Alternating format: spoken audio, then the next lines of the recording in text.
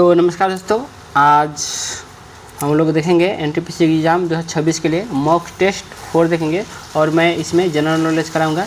और पिछले क्लास में आप लोगों ने मॉक 1, 2 और 3 देखा होगा और आपने देखा होगा कि क्वेश्चन किस लेवल का है। तो इसी को सीरीज़ को शुरू करते हुए चलिए शुरू करते हैं। देखिए, पहला क्वेश्चन है कि डिजिटल शक्ति 5.0 अभियान के संदर्भ में निम्नलिखित कथनों पर विचार करें। तो पहला है, इसे राष्ट्रीय महिला आयोग NCW द्वारा साइबर सुरक्षा के प्रति महिलाओं को सशक्त बनाने के लिए लॉन्च किया गया है। इसका मुख्य उद्देश्य महिलाओं को डिजिटल रूप से साक्षर करना और ऑनलाइन उत्पीड़न के खिलाफ जागरूक करना है। तो ये पहला और दूसरा दोनों सही है, तो आपका आंसर हो जाएगा C। ठीक। अगला क्वेश्चन है कि हाल ही में प्रोजेक्ट कुशा समाचारों में था, यह किससे संबंधित है। तो ये किससे संबंधित है आपको पता है। तो भारत की अपनी लंबी दूरी वायु रक्षा प्रणाली के प्रणाली में क्या करना है, सुधार करने के लिए आयरन डोम के समान है। ठीक है। अगला क्वेश्चन है कि COP29 जलवायु शिखर सम्मेलन का आयोजन कहाँ किया गया था। तो कहाँ किया गया था आपको पता है, ये किया गया था रियो डी जेनेरियो ब्राज़ील में। ठीक। अगला क्वेश्चन है कि नेत्रदान के दौरान आँख के किस हिस्से का उपयोग किया जाता है। तो आपको पता है कॉर्निया का। वैश्विक शांति सूचकांक में भारत का कौन सा स्थान है 2025 के हिसाब से। तो कौन सा स्थान है, तो B 116वां है। ठीक है। इसको आप लोग सर्च करके एक बार देख लीजिएगा, क्योंकि हमेशा ये बदलते रहता है। तो एक बार सर्च करके ज़रूर देखिएगा और कर लीजिएगा और कमेंट कीजिएगा कि क्या सच में अभी भी 116 है कि बदल गया है। अनुच्छेद 32 को भारतीय संविधान की आत्मा और हृदय किसने कहा था। तो किसने कहा था, तो क्या था, डॉक्टर भीमराव अंबेडकर ने। अगला क्वेश्चन है कि हाल ही में खोजा गया जीलैंडिया क्या है। तो ये मैंने पहले भी मॉक टेस्ट में एक बताया है कि दुनिया का 8वां महाद्वीप जो काफ़ी हद तक डूबा हुआ है। ठीक। निम्नलिखित में युग्मों में विचार कीजिए प्रमुख पुरस्कार और से। ठीक है। तो व्यास सम्मान 2024 किसे मिला है, तो पुष्प भारती। एबेल पुरस्कार 2024 गणित किसको मिला है, तो मिशेल तलंगग्रेंड। ठीक। मेजर ध्यानचंद रत्न 2023 वाला, तो सात्विक साराई रेंकी और चिराग शेट्टी को। तो ये तीनों में से देखना है कि कौन कौन सही है।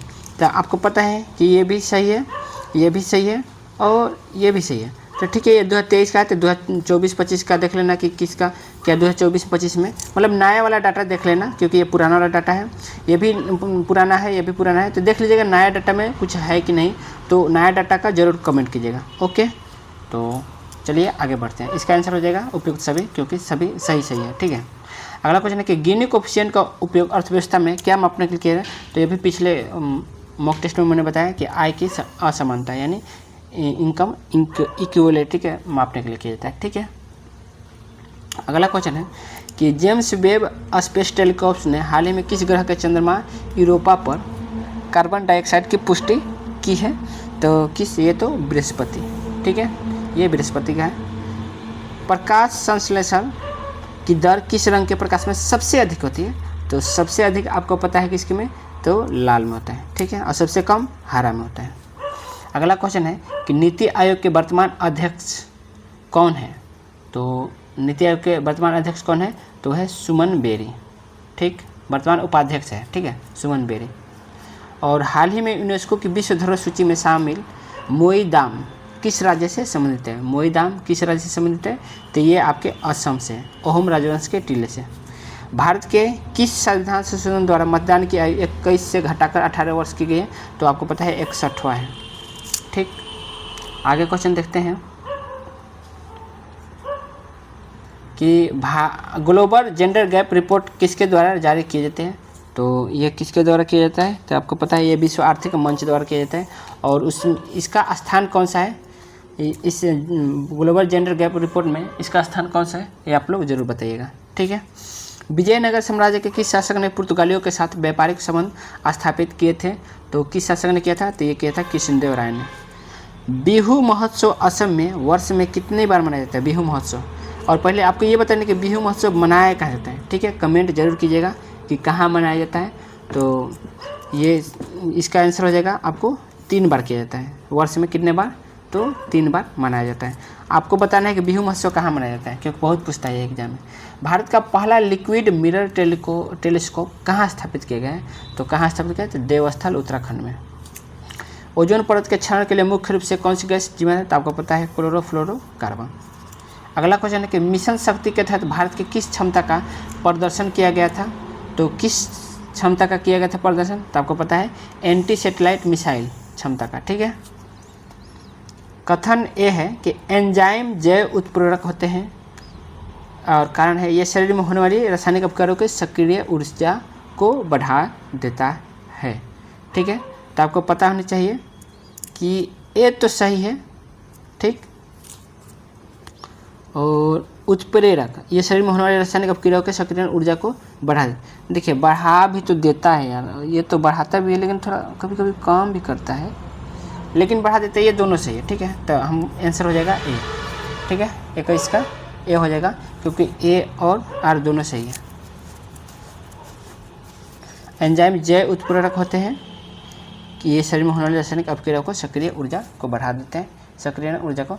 तो ये देख लीजिएगा थोड़ा, लेकिन दोनों सही है। ठीक है, ए और आर दोनों सही है, आर ए की सही व्याख्या है। ठीक है, तो अगला क्वेश्चन है कि भारत की पहली स्वदेशी परमाणु पनडुब्बी का नाम क्या है, तो स्वदेशी परमाणु पनडुब्बी का नाम आपको पता है कि कौन सा है, तो आप लोग को पता है कि जो अरिहंत है यह सबसे है। ठीक, पहला है, तो अरिहंत आपको याद रखिएगा, क्योंकि अक्सर ये एग्जाम में पूछ लिया था, कई बार पूछा हुआ है। ब्रिक्स बैंक, जिसे न्यू डेवलपमेंट बैंक भी कहा जाता है, का मुख्यालय कहाँ है, यानी ब्रिक्स का मुख्यालय पूछ रहा है कि कहाँ है, तो ये आपका शंघाई में। कंप्यूटर विज्ञान में एलएलएम लार्ज लैंग्वेज मॉडल किस तकनीकी का उदाहरण है, तो ये जनरेटिव एआई। ठीक है, क्योंकि ये चैट जीपीटी से भी रिलेटेड है। ओके, अगला क्वेश्चन है कि अनुच्छेद 280 का संबंध किससे है, तो सबको पता है किससे है, तो ये आपका वित्त आयोग से। अब चुनाव आयोग से कौन संबंधित है, ये बताइएगा। ज्ञानपीठ पुरस्कार 2024 से किसे सम्मानित किया गया है, तो गुलजार और जगद्गुरु रामभद्राचार्य को। ठीक है, अगला क्वेश्चन देखते हैं कि एनीमिया रोग मुख्य रूप से किसकी कमी से कारण होता है, तो आपको पता है आयरन की कमी से होता है। सूर्य किरण युद्ध अभ्यास भारत के किस देश के बीच आयोजित किया जाता है, तो सूर्य किरण किसके बीच हो जाता है, तो भारत और नेपाल के बीच होता है। ठीक, ऋग्वेद में अघन्य वध न करने योग्य शब्द का प्रयोग किसके लिए किया गया था, तो वो किया गया था गाय के लिए। अगला क्वेश्चन है कि निम्नलिखित में से कौन सा अंग वसा को तोड़कर कोलेस्ट्रॉल बनाता है, तो कौन सा अंग वसा को तोड़कर कोलेस्ट्रॉल बनाता है जी, तो है यकृत, क्योंकि यकृत में से क्या निकलता है जी, तो आपको पता है पित्त निकलता है, और वही पित्त क्या करना, तोड़ने का काम करता है। 16वें वित्त आयोग के अध्यक्ष के रूप में किसे, ये तो सबको पता है अरविंद पनगरिया, क्योंकि ये ना एग्जाम में आएगा इसलिए मैं कई बार इसको दे रहा हूँ।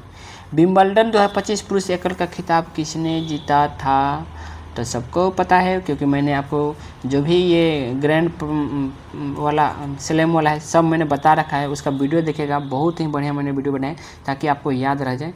तो यह कौन था, तो ये था कार्लोस अल्कराज। ठीक,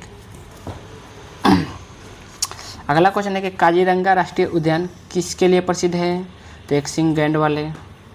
अगला क्वेश्चन है कि राष्ट्रीय विज्ञान दिवस किसकी याद में मनाया जाता है, तो राष्ट्रीय विज्ञान दिवस किसकी याद में मनाया जाता है, तो ये सीवी रमन प्रभाव की खोज के लिए किया जाता है। ठीक है, अगला क्वेश्चन है ब्रिक्स में शामिल होने वाला नया सदस्य मिस्र किस महाद्वीप में स्थित है, पूछ देगा कि नया में शामिल होने वाला कौन है, तो मिस्र है। किस महाद्वीप में स्थित है, तो आपको पता होना चाहिए किस महाद्वीप में है, तो अफ्रीका में है।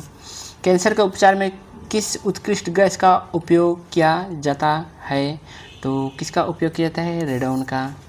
ठीक, हाल ही में चर्चा में रहा नमो भारत क्या है, तो भारत की पहली क्षेत्रीय रैपिड ट्रांजिट सिस्टम ट्रेन है। ठीक है, अगला क्वेश्चन है कि IMF की वर्तमान प्रबंधक निदेशक कौन है, तो कौन है आपको पता है, क्रिस्टलिना जॉर्जिवा। ओके, दूध की शुद्धता मापने के लिए किस यंत्र का उपयोग किया जाता है, तो लैक्टोमीटर। चंद्रयान 3 के रोवर का नाम क्या है, तो है प्रज्ञान। ठीक, तो आपको क्वेश्चन पता है, कितना मस्त क्वेश्चन था, तो लाइक कर देना, सब्सक्राइब कर देना और अपने दोस्तों को शेयर करना। Thank you.